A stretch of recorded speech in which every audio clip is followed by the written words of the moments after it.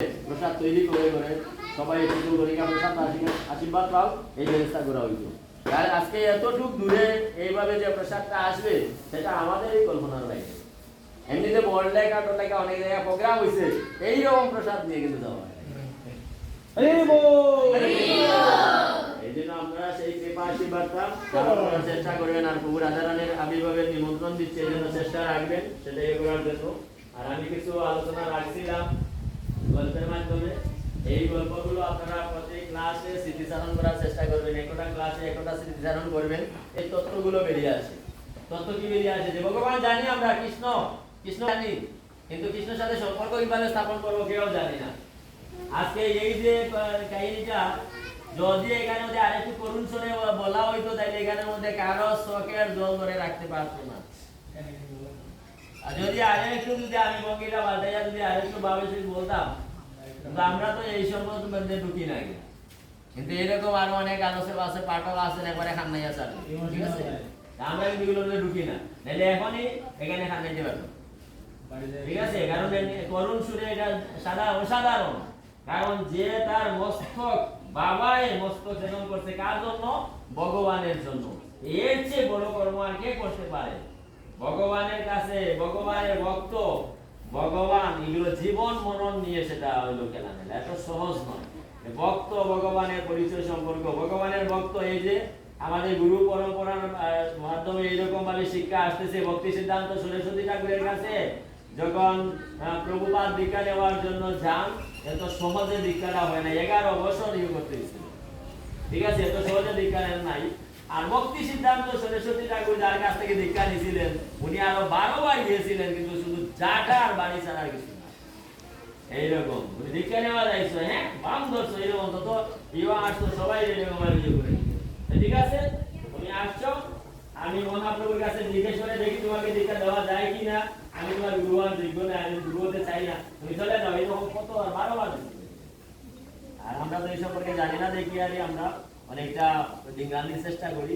এইরকম সেই শক্তিটা এত সহজে আসে না, যে আপন আর পর স্বার্থের বিনিময়ে যে ভালোবাসা, সেটাকে ভালোবাসা বলে না, সেটা হচ্ছে কামনা বাসনা।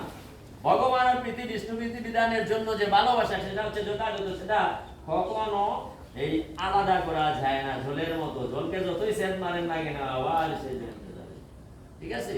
সেই ভালোবাসা, এই ভালোবাসা একদিন তো ভাব থাকে। যদি কিছু সিটাপাটা যদি স্বার্থের ইয়ে থাকে, তাহলে সেটা কখনো জোড়া হবে না, সেটা নষ্ট হয়ে যাবে। আমরা ভগবানের জন্য যদি সেরকম চিন্তা করে শুনতেছি, 5 আগস্টের পরের থেকে এখানে কিন্তু ছাত্ররা সরে গেছে, এটা স্বাভাবিক। সবার কিছু বই যদি থাকে, কিন্তু 5 জন এখানে মধ্যে ঠিকই আছে, 6 জন ঠিকই আছে। এই যে 5-6 জন যে ঠিকই আছে, এই 5-6 জন হচ্ছে গ্রামের মাথা, ঠিক আছে? তারা যদি এখানে আমাদের উপস্থিত আসতো না, তাহলে আজকে এই আসরটা বসতো না, আজকে এই আলোচনা হইতো না, সচিমাতা দাম থেকে প্রসাদ আসতো না। এই 5 জন ছাত্র, 6 জন ছাত্র সেখানে ঠিকই আসিল দেখে ক্লাসটা চলতেছে। আজকে যদি তাদেরকে ধন্যবাদ দিয়ে সমস্ত গ্রামবাসী সবাই যদি উপস্থিত থাকে, তাহলে সবার, সমস্ত গ্রামের সবার মঙ্গল যাবে, হচ্ছে আরো মঙ্গল হবে। কারণ কৃষ্ণ সূর্য সম। এখন বর্তমানে সূর্যের আলো দেখা যাচ্ছে, বাস্তব প্রমাণ, সূর্যের আলো দেখা যাচ্ছে, এই জন্য এখানে অন্ধকার নাই। অমাবস্যার চাঁদ যখন, পূর্ণিমার চাঁদ যখন থাকে, তখন অমাবস্যাটা একটু খোঁজ খবর দেখা যায় না। আর যখন এরকম ভাবে আমরা সমাজের মধ্যে কোনো লোককে আমরা পাই না, তখন কি বলি? অমাবস্যার চাঁদ। তার মানে কি তার আর দেখাই যায় না? অমাবস্যার কোনো চাঁদ আছে নাকি? যেরকম খারাপ লোক বা দুষ্কৃতি ভগবানের কাছে আসে না, তো তারে ওইটা বলি আর ইয়ে দেওয়া হয়, যে হচ্ছে অমাবস্যার চাঁদ, তারে ভালো কোনো পর্বত পাইবেন না, ঠিক আছে? তাইলে আজকে দেখেন কত সুন্দর কৃষ্ণ সূর্য সম, আজকে কত আলো। এই আলোটা কেন আমাদের পথে গড়ে গড়ে সেটা জায়গায় উঠান না কেন? কৃষ্ণ সূর্য সম, কৃষ্ণের আরাধনা করেন, প্রার্থনা করেন, আপনাদের প্রত্যেক গড়ে গড়ে এইরকম আলো 24 ঘন্টা থাকে, আপনাদের কোনো অভাব নেই। আর যদি এইটার বিপরীত চলেন, অন্ধকারের অভাব নেই। এই জন্য খুন খারাপি, জাটা মারা এবং যত দুষ্কৃতি আছে, সব পেশার উপরে পড়ে। কিন্তু এর মধ্যে হচ্ছে কি, এই যে পরীক্ষা, ভক্ত হওয়া তো সহজ না, এই জন্য পরীক্ষা নিরীক্ষার মধ্যে যুক্ত থাকতে হবে, সেটা হচ্ছে শাস্ত্রের নির্দেশ। এই জন্য ওইগুলো আপনারা ভালো করে চিন্তা করে দেখবেন। এই যে কথা এতক্ষণ শুনতেছেন, জানতেছেন, সারা জনমত কথা শুনেন, ঠিক আছে? সেটা শুনতেই যান। কত ভাগবত পাঠ, কত কীর্তন, কত কিছু হয়, কিন্তু পরিবর্তনটা আসে না কেন? পরিবর্তন না আসার কারণ হচ্ছে, সেগুলো নিয়ে আরো অনেক কাহিনী আছে। যে ভাগবত শ্রোতা, ভাগবত বক্তা, ভাগবত তিনটা এক হতে হবে। যতক্ষণ এক না হবে সেটা কাজ করবে না। ঠিক আছে, ভাগবত পাঠ করব, ভাগবতের কথা মানবো না, তার মুখের ভাগবত হচ্ছে গিয়া বিশ্ব সমতুল্য সর্প উচ্ছিষ্ট দুগ্ধ। সর্প উচ্ছিষ্ট দুগ্ধ যদি কেউ খায় তাহলে বাঁচবে? যদি একটা সর্প যদি 500 লিটার দুধের মধ্যে যদি একটু সুবল মারে তাহলে সমস্ত দুধটা কি হয়? বিষে পরিণত হয়। তাহলে ঠিক সেই রকম এখানের মধ্যে যত পাঠক আসবেন সেই রকম যদি শ্রোতা হয়ে থাকে তাহলে যত লক্ষ লক্ষ মানুষ শ্রোতা যা হোক না আসে বিষে পরিণত। এটা বুঝতে পারবেন? ভালো লাগে, খুব স্বাদ লাগে, কিন্তু বাড়িতে গেলে ওই যেভাবে আসতাম ঠিক সেই রকম কোনো পরিবর্তন নাই। ঠিক আছে, এই জন্য আমাদের প্রভুপাদ বলছেন অসংখ্য শিয়াল কুকুরের বাচ্চা আছে একটা বাঘের বাচ্চা যথেষ্ট, অসংখ্য তারা আছে একটা চাঁদ যথেষ্ট। কেন বলছেন? কারণ সেইটাই একবারে পরিবর্তন করে ছাড়বে। এই জন্য আপনারা চেষ্টা রাখবেন আপনাদের যেভাবে উন্নতি হয় সেই সঙ্গটা আপনারা কখনো ত্যাগ করবেন না। এটা হচ্ছে শাস্ত্রের মূল সিদ্ধান্ত। ঠিক আছে, আমরা আজকে গল্প 3টার মধ্যে কি বললাম মনে আছে তো?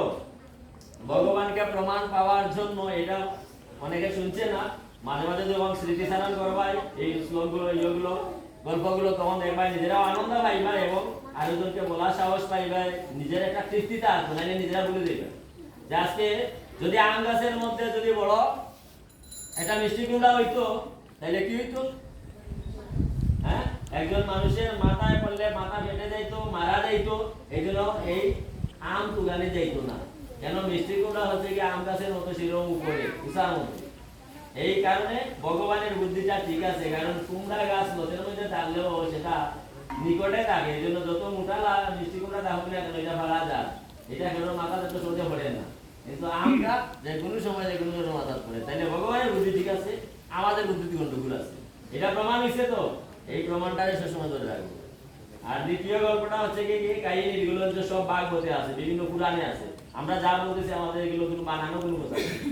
যে ভগবানের মধ্যে কোন ভগবান শ্রেষ্ঠ, সেই ভগবান শ্রেষ্ঠ বলে তার বুকের মধ্যে চিহ্ন আছে। কিসের চিহ্ন? চরণ চিহ্ন, পদ চিহ্ন। কার কাছে আছে? বিষ্ণুর কাছে আছে, এবং গোপালের কাছেও আমি দেখছি অঙ্গমার্জন করার সময় দেখা যায় প্রত্যেকটা ইয়েতে। সেই চিহ্নটা হচ্ছে কার চিহ্ন? ভৃগু মুনি। তাহলে ভৃগু মুনিও কত বড় মুনি ছিলেন, ভক্তদের মধ্যে কিরকম শ্রেষ্ঠ ভক্ত ছিলেন। এই জন্য ভগবানের কাছে সেই পদ চিহ্ন দিয়া রেকর্ড করে আনিছেন যে ভক্ত কাকে বলে, ভগবান কাকে বলে। ঠিক আছে, তাহলে দুইটা প্রমাণ। তৃতীয় প্রমাণ হচ্ছে কি যে ভগবানের ভক্ত কার ভক্ত শ্রেষ্ঠ? বিষ্ণু, ব্রহ্মা, শিব, কার ভক্ত শ্রেষ্ঠ? এখনো আমরা সেটা প্রমাণ পাই নাই। আমরা শিব ভক্তের কাছে গেছিলাম, তখন কি শিবের ভক্ত বাড়ির কিনারায় যাওয়ার পরেও দূর দূর করে তাড়িয়া দিচ্ছে, কিন্তু একটা রাত্রি থাকার জন্য রুমে দিচ্ছে না শিব ভক্ত। আর ব্রহ্মা শিবের ভক্তের অবস্থা দেখে ওনার ভক্তের কাছে নিয়ে যান নাই।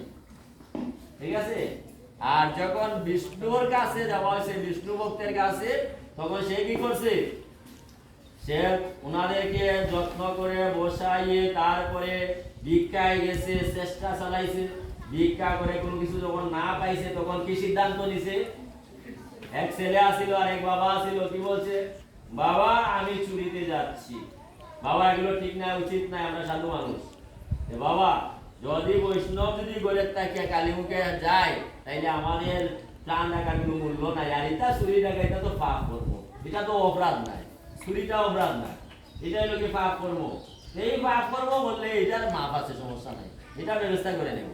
কিন্তু বৈষ্ণব অপরাধটা কি আর কোনো রেয়াই নাই। এই 5 জন যদি কালীমুখে যায় তাইলে আমরা জন্মে জন্মে সেটা ভোগ করছি। এই জন্য আমরা এই 5 জন চুরি করিয়েও আমরা সেটা শান্ত মানি। ঠিক আছে বাবা, তোমার কথা যথাযথ। কে উপদেশ দিতে? ছেলে। কে দিছে? ছেলে দিছে। আরে দিছে বাবাকে। কাকে? বাবাকে।